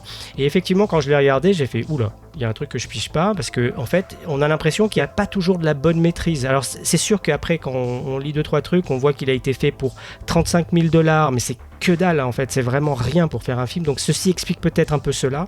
D'ailleurs, il y a un final qui se déroule dans un hôpital et on voit clairement que c'est pas un hôpital, voilà, il y a 2-3 trucs comme ça. Mais je sais pas, il s'est passé un truc, tout est un peu étrange, c'est juste des situations où il y a ce personnage de clown qui rentre en scène. Et puis il y a aussi un autre personnage qu'on voit dès le début et qui apparaît à la fin, qui est défiguré, un personnage féminin qui est défiguré, est un personnage qui va devenir récurrent. Donc il y a juste une installation comme ça d'éléments. Mais je suis resté un peu à la porte, j'avoue, du premier, en me disant bon, ok, alors les meurtres sont hyper graphiques, effectivement, mais c'est pas toujours très bien filmé, etc. La photo est moche, c'est pas très bien monté, c'est pas bien écrit, tout ça. Je regarde le deuxième, je trouve ça, comme toi Eric, 1000 fois trop long. J'ai envie de le remettre dans ta table de montage et puis de couper à chaque fois un quart de tous les plans que tu vois, quoi. Mais il y a quand même enfin, par rapport au premier, une envie de raconter quelque chose, de mettre en place un lore, hein, une sorte d'univers. Alors c'est très neuneux, hein, c'est le bien contre le mal et tout ça.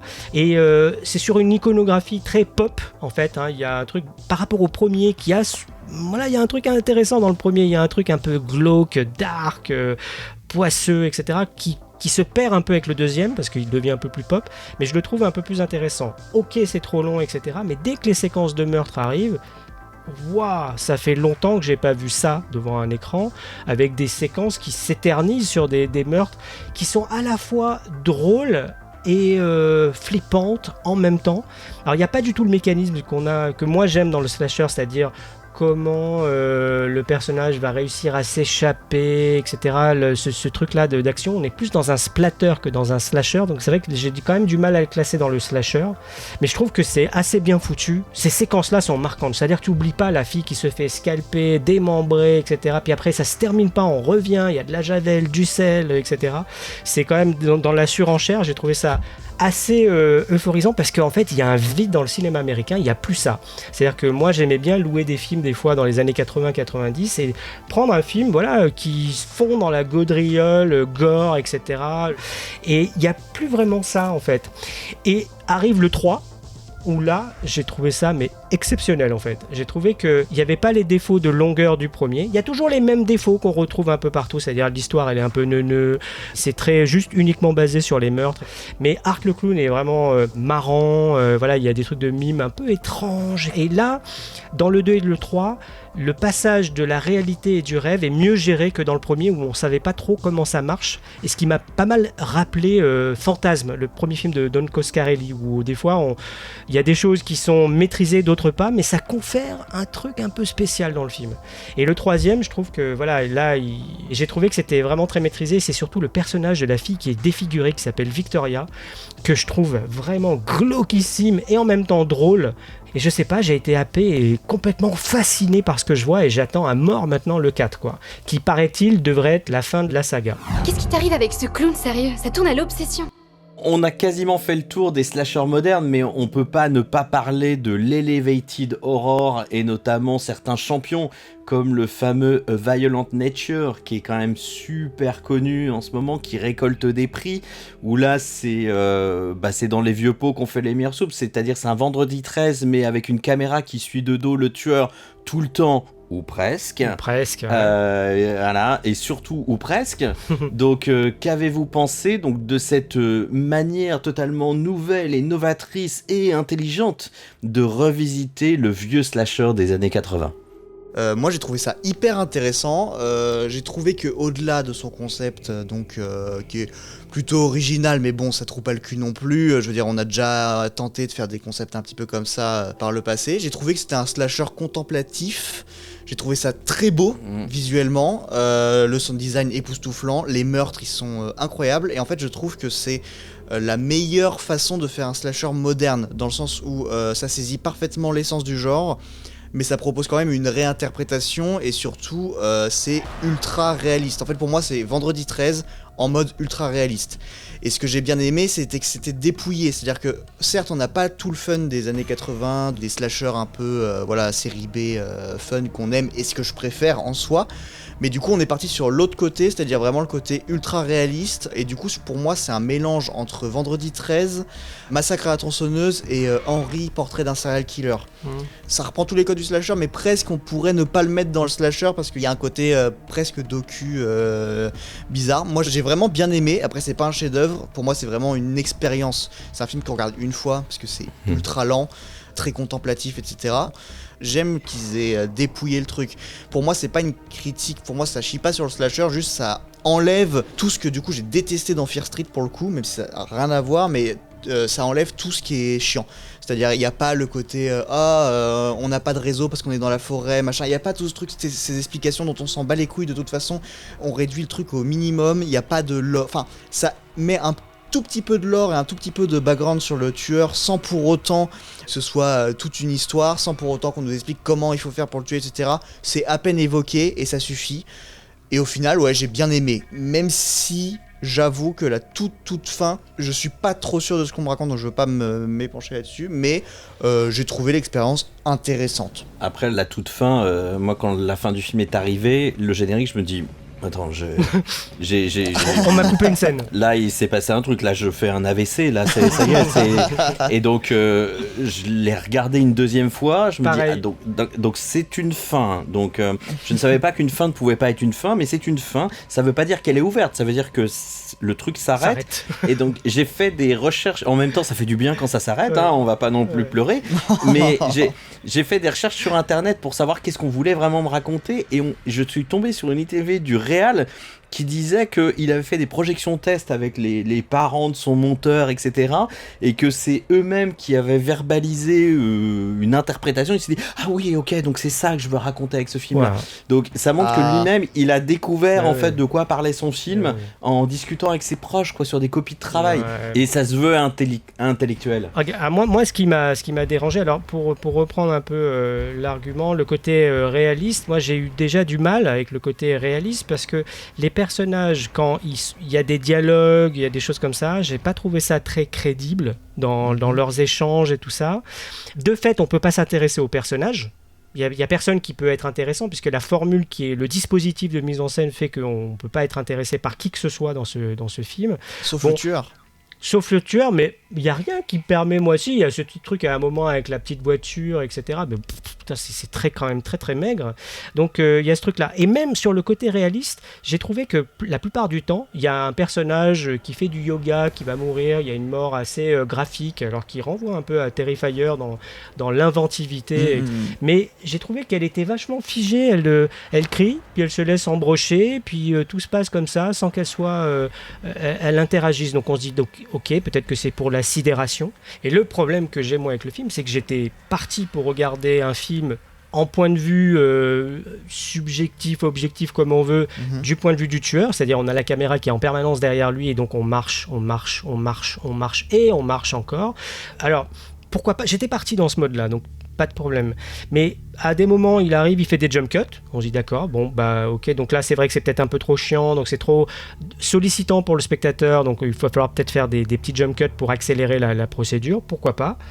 Et puis, à des moments, on change d'angle de caméra, on passe d'un autre point de vue, justement de la victime ou des choses comme ça, quand ça l'arrange. Et donc là, il y a quand même un truc qui va pas. C'est que si moi j'arrive et que je dis « Regardez, on va tout le temps être derrière le tueur », et que d'un seul coup, je change de... Mais ça, c'est dit, ça ? C'est-à-dire dès le départ, dans ce cas-là, pourquoi on reste longtemps comme ça derrière lui, à marcher derrière lui ? Pourquoi on nous impose ça, sachant que ça génère rien à part du ASMR, mais ça ne fabrique rien à part de l'ennui et même de... Moi, ça m'a irrité.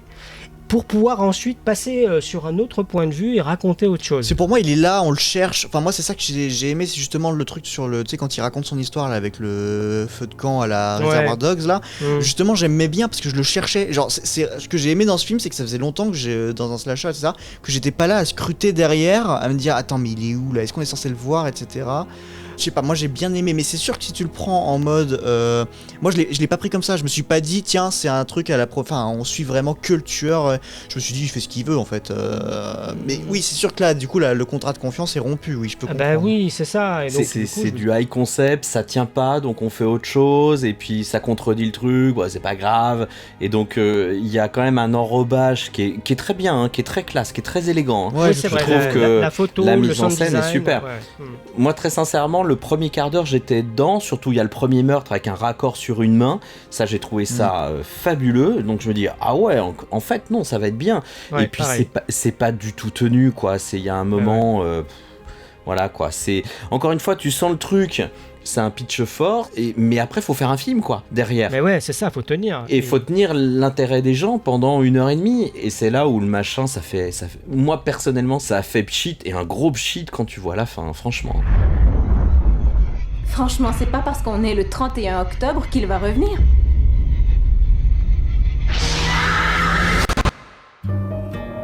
Juste pour finir avec l'Elevated Horror, je pense à deux films qui sont pas inintéressants en fait. Je pense à Behind the Mask, The Rise of Leslie Vernon, qui est réalisé par Scott Glosserman en 2006.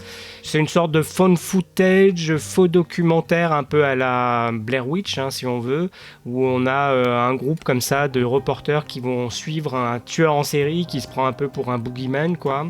Bon, moi j'ai trouvé un peu le temps long quand même en le regardant, mais l'expérience n'est pas inintéressante malgré tout, il reste des traces. Et puis je pense aussi à un autre film que moi j'aime bien, je sais que Max aime pas trop, mais c'est All the Boys Love Mandy Lane, qui est réalisé par Jonathan Levine en 2006, avec dans le rôle principal Amber Heard. Et moi j'aime bien le spleen qu'il y a dans le film, on est un peu quelque part à la croisée entre Virgin Suicide et un slasher, donc il y a un petit côté comme ça un peu off qui renvoie d'ailleurs à l'idée de la Final Girl mais d'une autre manière. J'aime beaucoup la BO, j'aime bien le style de filmage, voilà, donc ça mérite quand même d'être cité parce que c'est quand même des tentatives pas inintéressantes. La voilà les mecs, Mandy Lane, virginale, pure. Chloé, alors elle va venir ? J'y travaille. J'espère que tu vas venir ce week-end.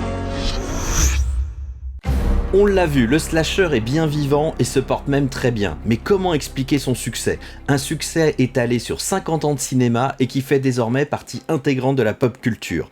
Pourquoi le tueur masqué fait-il toujours peur ? La longévité, je pense qu'elle est due à... Il y a, une envie de sensation, ça part d'une envie de sensation, ça part d'un vide aussi qu'il peut y avoir dans certaines périodes du cinéma de genre, et aussi... La longévité, elle se fait aussi par certaines propositions de renouveau.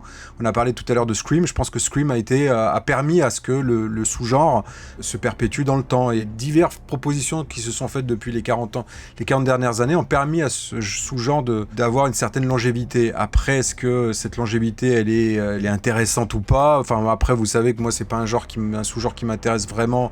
Parce que je trouve que ça raconte des choses pas très, avec le recul, pas très saines.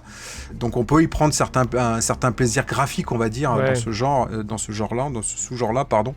Mais est-ce que ça a beaucoup d'intérêt ? Est-ce que ça a beaucoup d'intérêt que ça continue ? Je suis pas très convaincu.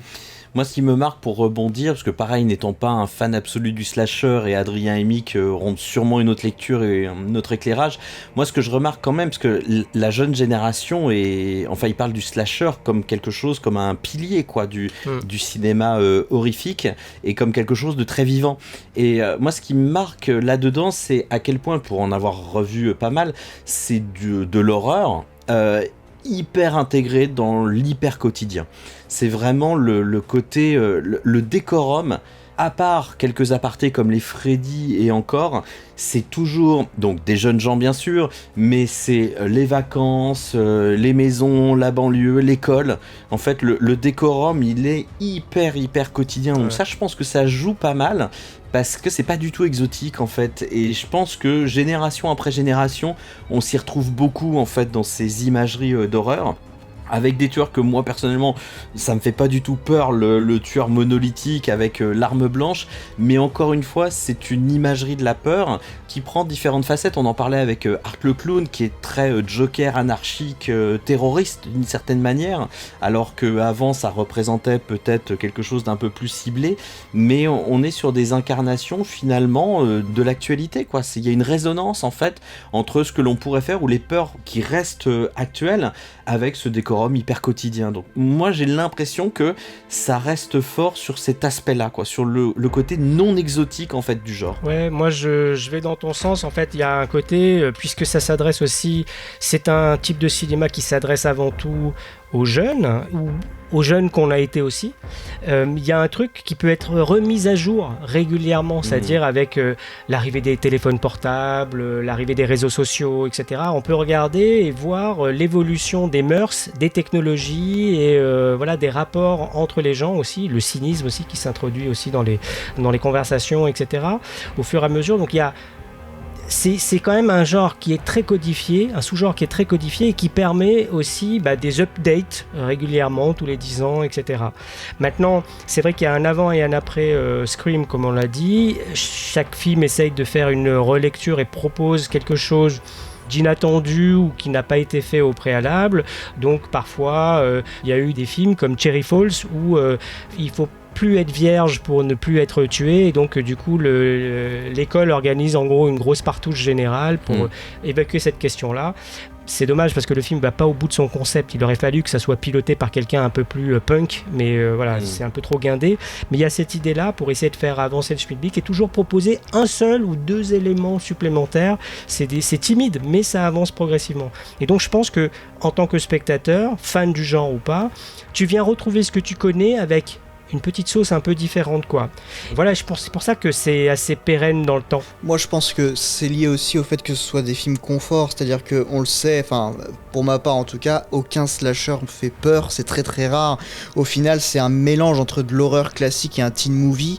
Et les gens se disent juste, tiens, j'ai envie de mater un truc qui va m'exciter un tout petit peu, mais sans me traumatiser non plus. Tu rajoutes une goutte de tabasco dans tes coquillettes, quoi. Il y a pas de, il y a rien de traumatisant, et en plus c'est tellement codifié que.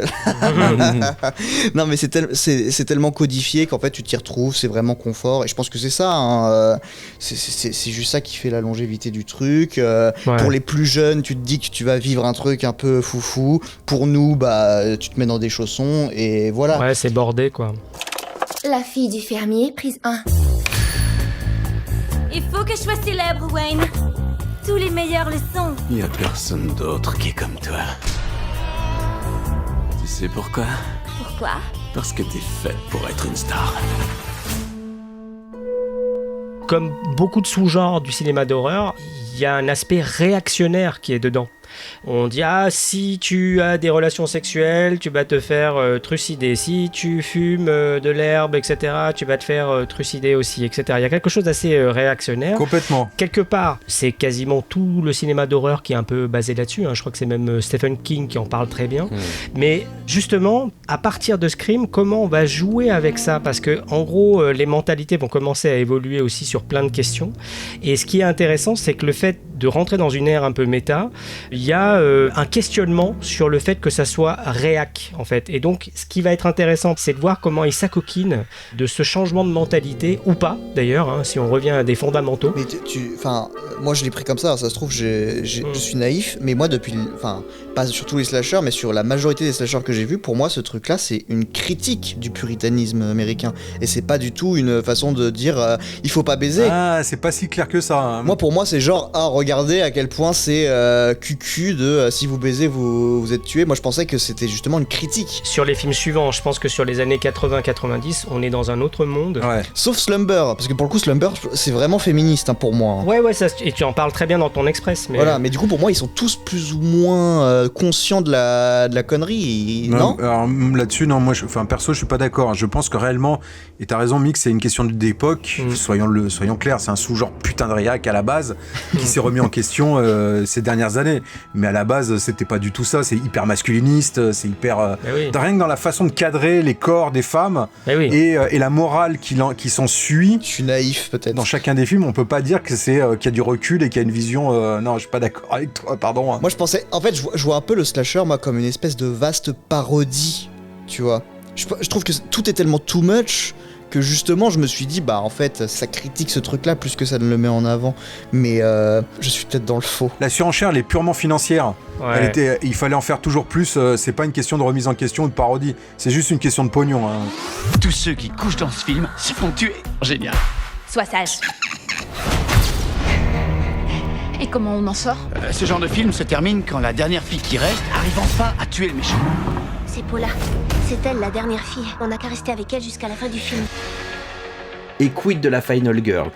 Pourquoi cette tradition d'une femme qui tient finalement tête au tueur à la fin?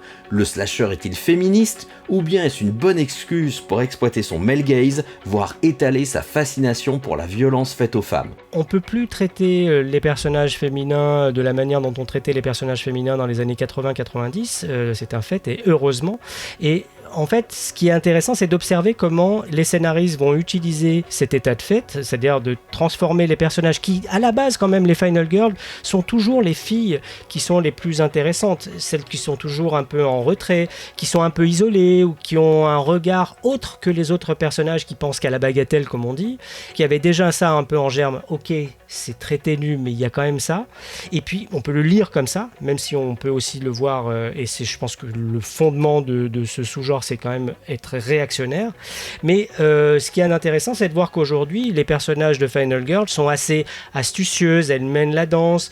Dans certains films, elles sont à l'aise avec leur sexualité, elles sont pas toutes vierges, etc. On a cassé un peu ces poncifs patriarcaux. Donc il y a quand même une évolution qui se fait. On peut même avoir des personnages de Final Girl qui sont détestables, comme dans Happy Birthday. En fait, tout le parcours du personnage qui reprend la formule de Un jour sans fin. On démarre avec un personnage vraiment exécrable et qui va apprendre à devenir un peu plus sympa. Donc c'est très formulatique et tout ça, mais c'est plutôt bon esprit. Et puis il y a aussi ce film qui s'appelle Scream Girl, en anglais Final Girls, où il y a une jeune fille qui est en deuil de sa mère, qui était une ancienne actrice d'un film d'horreur assez connu dans les années 80, je crois, et qui va se retrouver projetée directement dans le film où joue sa mère. L'occasion pour elle de se rabibocher aussi avec elle et de devenir aussi la véritable Final Girl du film. C'est plutôt une comédie plus qu'un slasher, mais il y a tous les codes du slasher. Et puis ça déconstruit aussi quelques clichés sur justement les personnages féminins, tout ça. Je sais que t'es censé mourir dans le film, mais ça veut pas dire que c'est obligatoire. Et maintenant, on fait quoi? On va se battre. peut-être que ça aurait été compliqué de le créer dans les années 80 parce qu'on n'était pas encore prêt à ça, malheureusement. Mais voilà, c'est quand même les réflexions qu'il y a sur les réseaux sociaux qui forcent les gens à se dire « ouais, ça c'est peut-être du male gaze, etc. dans votre histoire ».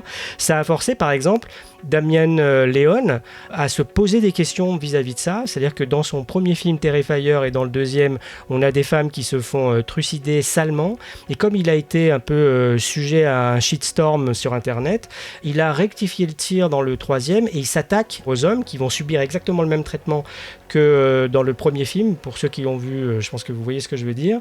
Bon, mine de rien, à l'échelle de ce qu'on a vu sur la société, c'est-à-dire le MeToo, etc., ce qui s'est un peu mis, les petites graines qui sont mises au fur et à mesure par rapport à réévaluer comment on perçoit le corps féminin au cinéma et les personnages féminins, le slasher accompagne ce mouvement, peut-être de manière économique, tout simplement. C'est peut-être pas forcément une revendication, mais il y a ce mouvement qui traduit l'évolution des mentalités dans la société, en fait. C'est compliqué, en fait, d'avoir une lecture comme ça, symbolique, sociologique dans le slasher, parce qu'il y a un peu deux couches dans le slasher. Ouais. Tu as les films qui ont fait des vraies propositions entières avec des auteurs, des réalisateurs qui existent en tant que tels, et après, tu as une exploitation commerciale qui tire des filons dans n'importe quel sens. Voilà. Et c'est sûr qu'il y a une confrontation entre la proposition cinématographique et la surexploitation à des fins financières. Donc ça brouille vachement les choses. Moi, il y a un truc qui me marque parce que donc il y a la Final Girl, effectivement, c'est très genré. Après, c'est des films qu'on va voir aussi beaucoup, surtout dans les années 80, qu'on va voir en couple, c'est-à-dire en groupe d'amis. Donc c'est pas exclusivement masculin, c'est vraiment des choses que l'on va voir. Ouais. Et donc s'il y a autant de mise en scène de couples qui ont envie de faire l'amour, etc., de jeunes couples, c'est aussi pour mimer ce que les spectateurs et spectatrices vont voir au cinéma. Jolie jambe, à quelle heure ouvre la boutique? Quelqu'un vient cueillir des fraises avec moi? Non, mais je veux bien m'occuper de tes melons. Je parle de ces petites miches d'amour. Les dialogues sont vraiment trop pourris. Il y a quand même un truc qui est étonnant dans le biais de la Final Girl, parce qu'avant que ce soit genré et systémique, il y a quand même quelque chose que je trouve toujours intéressant, c'est le discours social, en fait, et à qui ça s'adresse. Le film d'horreur, c'est des types de films qui sont faits pour de la classe populaire, et le slasher, vraiment de la classe populaire également.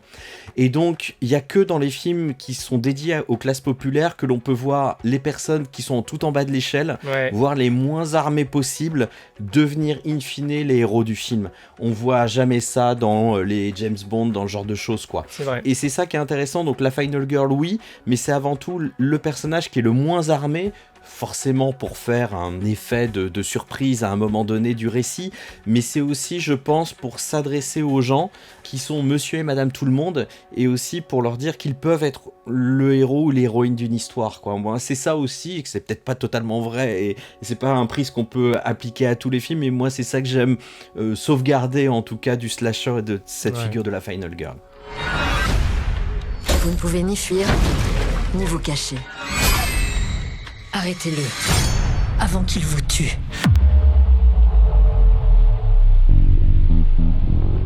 C'est bientôt la fin de notre thème slasher, mais on ne peut pas se quitter sans nos traditionnels top de l'équipe et nos quiz pour jouer avec toute la famille. Alors la team, quel est votre top 5 de vos meilleures scènes de slasher? Ça peut être juste quelques minutes au milieu du pire navet. Allez, c'est à vous. Dans mon top 5, alors il y a beaucoup de scènes dont on a déjà parlé, donc forcément, mais pour moi la numéro 5, c'est la révélation finale d'un très mauvais film. Oh putain. Massacre au camp d'été, donc je vais pas la spoiler pour ceux qui l'ont pas vu, mais la révélation finale, donc les fameuses 30 secondes d'un marasme de bouse est quand même assez forte. En numéro 4, j'ai mis le Sleeping Bag Kill de Vendredi 13 numéro 7. Je te l'ai laissé. Parce que il fallait en mettre un de Vendredi 13 et que c'est celui qui me fait le plus marrer, donc c'est pour ça que je l'ai mis en numéro 4. En numéro 3, j'ai mis la séquence du radeau de Carnage de Burning parce que elle est quand même, même si le film est assez classique finalement, un slasher classique, cette scène elle est extrêmement forte, d'une brutalité exceptionnelle et les effets spéciaux de Tom Savini sont extrêmement bien réussis sur cette scène-là. Elle est très marquante cette scène pour moi. La numéro 2, je mettrais la mort de Tina dans Les Griffes de la Nuit. Ah merde, on a le même. On peut avoir des choses communes. Je trouve que cette scène est ouf, elle est choquante. Ça reste hyper fun. Je reviens toujours à cette notion de fun. Mais, fun. Les Griffes de la Nuit et tous les Freddy, c'est assez fun, mais cette scène est assez d'une violence et très marquante, très choquante pour moi. Et forcément, la numéro 1, c'est l'ouverture de Scream, hein, que je trouve intouchable. Voilà, je pense qu'on a tous la même. Bah oui, Ouais, bah oui.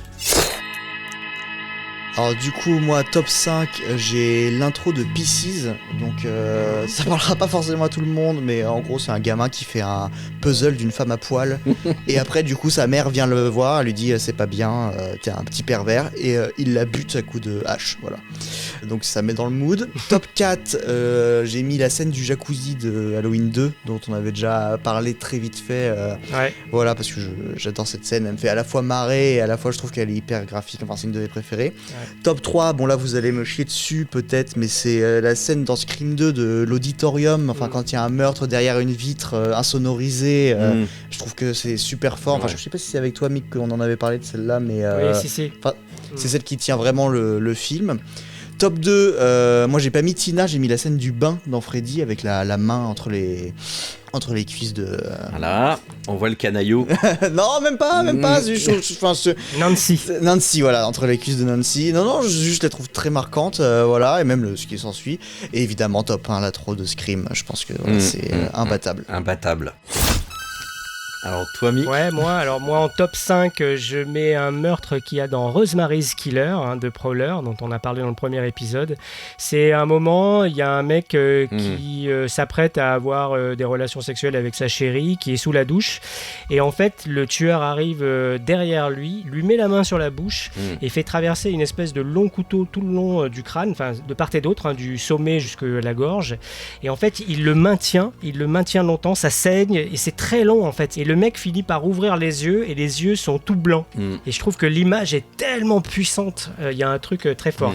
Alors en top 4, j'avais la même mort dans le jacuzzi que Adrien, mais du coup je vais plutôt citer une mort qui a lieu dans Meurtre en 3 dimensions, Jason 3, qui était tourné en 3D, anaglyphe, et c'est un moment, il y a un mec qui se fait prendre la tête littéralement et écrasé de part en part, et son œil finit par sortir jusqu'au premier plan et jaillir comme ça. Alors on imagine qu'avec l'effet de 3D ça devait arriver jusque sur le visage des spectateurs, donc je trouve ça assez classe. En top 3, c'est quelque chose que j'ai découvert cette semaine, c'est Terrifier 3. Il y a un mec qui se fait démonter littéralement la tronche dans une douche à la tronçonneuse.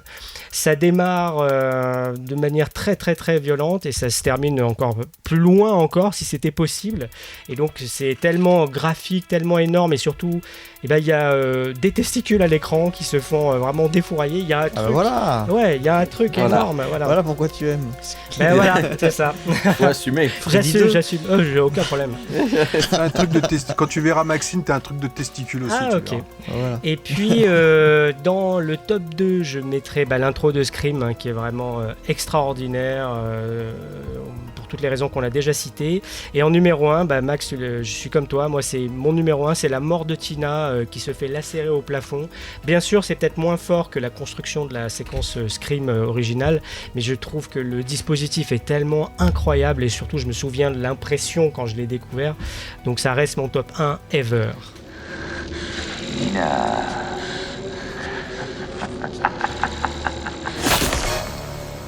Alors, à mon tour, donc moi en numéro 5, je sais que c'est très court et que c'est débile, mais c'est aussi l'un de mes premiers contacts avec les slashers, donc c'est dans Vendredi 13-6, Jason le mort-vivant.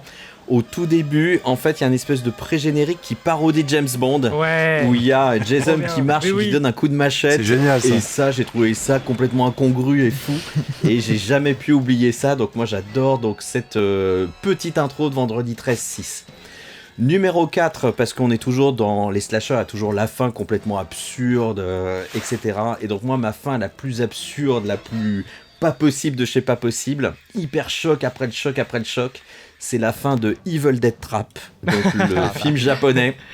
Je peux pas raconter ce qui se passe à la fin, je peux juste dire qu'on est là pour dire « Oh my God !» Et pourquoi je l'ai noté et je le souligne, c'est parce que je suis persuadé que Terrifier 2, qui fait une fin hyper choc, s'inspire de Evil Dead Trap, de ce final, parce que les correspondances sont trop énormes. Ah oui. Et si je puis me permettre, c'est beaucoup plus dingue de chez dingue dans Evil Dead Trap. Donc voilà, donc je vous conseille. Attention, public très averti. Ouais, très averti. Troisième position, donc un meurtre. Moi, c'est le meurtre dans Bloody Bird, le meurtre sur la scène de théâtre, où le tueur a pris la place de l'acteur et le metteur en scène dirige le tueur pour dire maintenant tu la prends, tu la tues, en hurlant nous on sait que c'est le tueur. Ouais. Et là il y a une vraie scène de meurtre hyper intéressante. Incroyable. Donc moi j'adore ce moment-là. Donc très fort, donc pas forcément très uluberlu ni fantaisiste, mais je trouve qu'en termes d'émotion c'est très très fort. Donc ça c'est mon numéro 3. En numéro 2, je suis surpris que vous l'ayez pas plus cité, mais le début d'Halloween en caméra subjective, ce long plan quand même qui fait partie des classiques avec le masque sur la caméra, moi je trouve quand même que c'est un des grands moments du slasher. C'est vrai. Et en numéro 1, sans déconner, l'intro de Scream quoi, chef-d'œuvre absolu, voilà. Et on vous conseille encore une fois d'aller écouter le numéro spécial d'Adrien sur YouTube, voilà, où tu décryptes toute cette séquence sur YouTube, sur notre chaîne, parce que c'est vraiment chef-d'œuvre absolu. Et oui. Alors maintenant on passe au quiz. Allez, moi je commence alors. Alors vas-y. Dans Halloween, Michael Myers est crédité sous le nom de The Shape, donc la forme. Qui est son interprète et quel film de science-fiction a-t-il réalisé dans les années 80 ?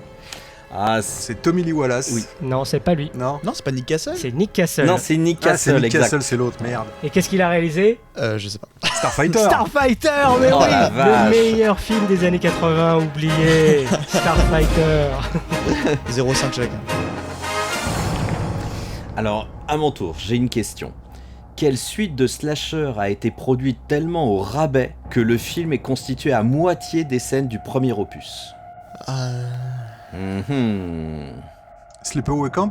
Non. Wow. On n'en a pas parlé durant l'intégralité de ce thème en 2 parties, et pourtant, c'est un film, c'est des extraits en gif qu'on ressort beaucoup pour faire des conneries à la période de Noël. Gros indice. Douce nuit sanglante nuit. Douce nuit sanglante nuit 2.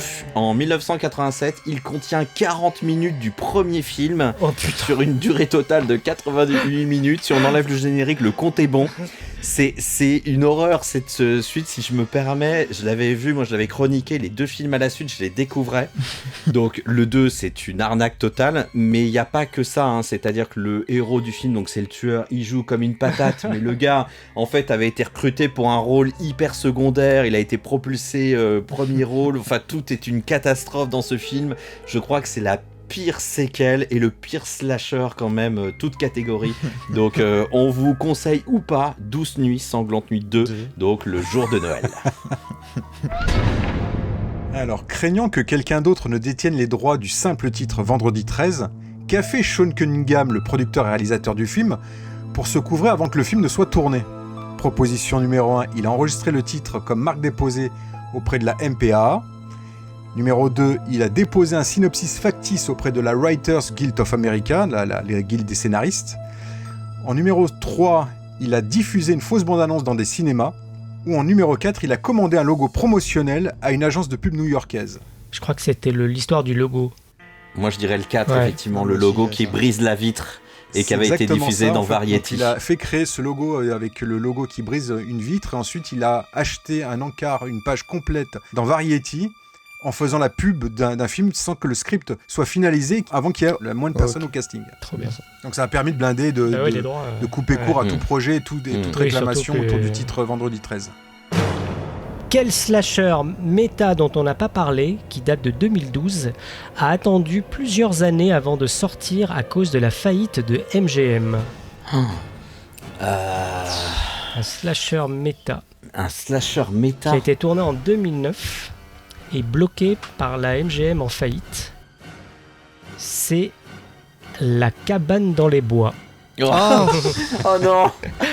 La cabane dans les bois, qui est un film que j'aime pas beaucoup. C'est une merde. Mais qui, Moi, j'aime bien. Qui essaye de... Ouais, je sais, tu disais. mais qui, bon, voilà, essaye de redynamiser le slasher. Moi, ce que j'aime pas, c'est que les personnages dedans sont assez infects les uns avec les autres, et donc la morale qu'il y a derrière, j'aime pas trop. Il y a une super idée à la toute fin, mais il faut attendre la toute fin pour avoir quelque chose d'intéressant. Maintenant, j'entends, il y a plein de défenseurs du film, dont tu dois faire partie, Eric, mais moi, j'ai vraiment du mal avec ce film. Mais A Violent Nature m'a fait réévaluer le film.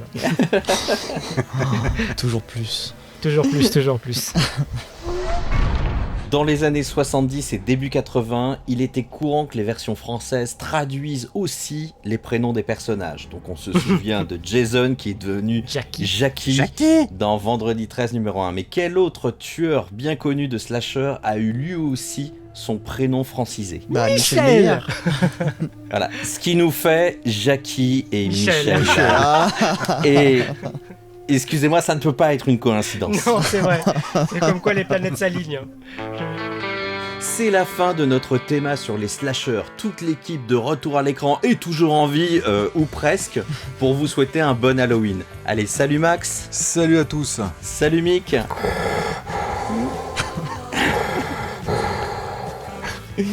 Et salut Adrien. Il est terrible, salut à tous.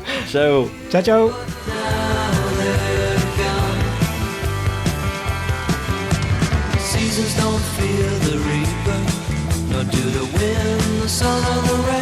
Moi, si je devais résumer ma vie aujourd'hui avec vous, je dirais que c'est d'abord des rencontres.